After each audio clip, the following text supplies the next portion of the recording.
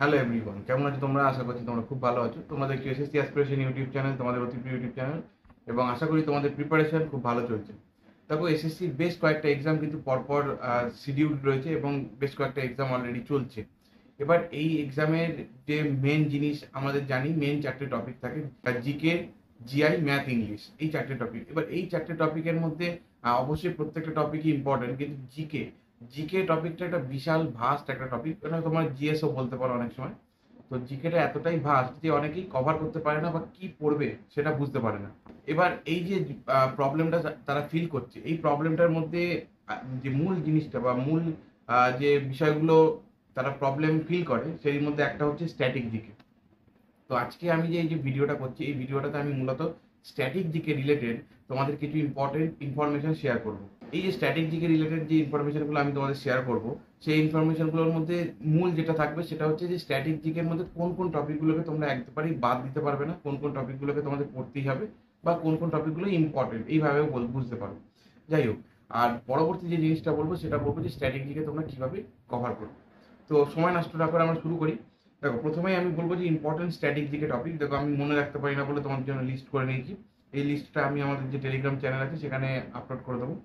দেখো, প্রথমেই আমরা যে 7টা টপিকের কথা বলবো, এই 7টা টপিক কমপ্লিটলি স্ট্যাটিক, ঠিক আছে? যেমন হচ্ছে ডান্সেস, ঠিক আছে, ক্লাসিক্যাল অ্যান্ড ফোক ডান্স, ঠিক আছে। এর মধ্যেও কিন্তু আবার একটু ডাইনামিক পার্ট ঢুকিয়ে দেওয়া যায়, মানে কারেন্ট অ্যাফেয়ার্স পার্ট। কারণ হতে পারে যে কোনো একজন ব্যক্তি হয়তো বর্তমানে কোনো একটা ডান্স ফর্ম থেকে স্পেশাল কোনো অ্যাওয়ার্ড পেয়েছে, সেটা হতে পারে কারেন্ট অ্যাফেয়ার্সের ক্ষেত্রে। আচ্ছা, আর্ট পার্সোনালিটিস, এই যে আমি যেমনটা বললাম আর্ট পার্সোনালিটিস, এটা কিন্তু স্ট্যাটিকও হতে পারে। মানে পুরোনো দিনে কোনো একজন ব্যক্তি, মনে করো নাচ বা কোনো ছবি আঁকা বা কিছুর জন্য মনে করো সে একটা অ্যাওয়ার্ড পেয়েছিল, বা কোনো কিছু একটা বিশেষ তাকে সম্মানিত করা হয়েছিল, তার ব্যাপারে জানতে চাইতে পারে। Musical instruments, books and authors, full forms, মানে বিভিন্ন কিছু ফুল ফর্মস, যেমন মনে করো যে ছোট ছোট যে অ্যাব্রিভিয়েশনস গুলো থাকে সেগুলো জিজ্ঞেস করতে পারে, অথবা কেমিক্যাল ফর্মুলা, ঠিক আছে। কেমিক্যাল ফর্মুলা শুনে তোমরা হয়তো বলতে পারো যে এটা তো সায়েন্সের পার্ট। এগুলোকে আমরা স্ট্যাটিকের মধ্যে খানিকটা ধরতেও পারি। অর্গানাইজেশন অ্যান্ড ফাউন্ডার্স, ঠিক আছে, ইন্টারন্যাশনাল অ্যান্ড ন্যাশনাল অর্গানাইজেশনস।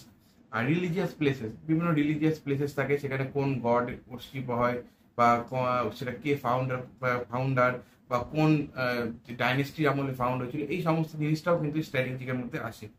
এবার যে জিনিসটা বলবো যেটা কমপ্লিটলি নট, মানে কমপ্লিটলি স্ট্যাটিক নয়, মানে খানিকটা ডাইনামিক, তার মধ্যে মানে খানিকটা না বেশিরভাগটাই ডাইনামিক, সেটা হচ্ছে sports.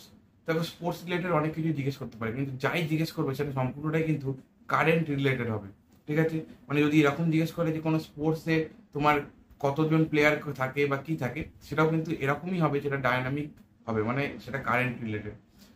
2 number, important days and themes. এটা তো কমপ্লিটলি তোমার কারেন্ট অ্যাফেয়ার্স বেসড হবে, কিন্তু এটা কিন্তু ইম্পর্টেন্ট ডেজ, কিন্তু এটা কিন্তু একটা স্ট্যাটিক জিকের মধ্যে পড়ে।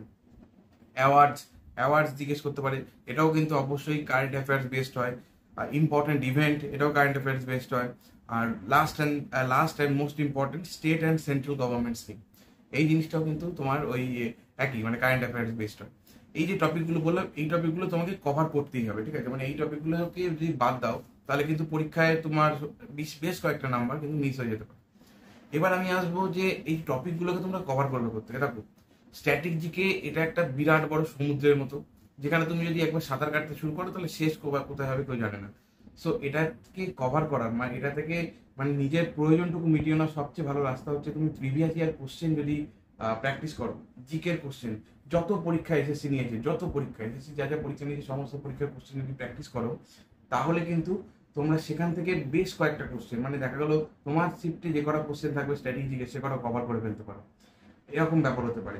আর যদি বলো যে কোনো বইয়ের কথা, তোমরা কিরণ পাবলিকেশনের যে জেনারেল সায়েন্স, এই সরি কিরণ পাবলিকেশনের যে জেনারেল নলেজের বইটা আছে ওইটা, অথবা লুসেন্টের যে জিকে বইটা তোমরা ইউজ করতে পারো, অথবা ইউটিউবে অনেক রিসোর্সেস আছে, সেখান থেকে কিন্তু তোমরা এই স্ট্যাটিক জিকে জিনিসটাকে কভার করতে পারো। স্ট্যাটিক জিকের অনেক ভিডিওস পেয়ে যাবে সেখান থেকে।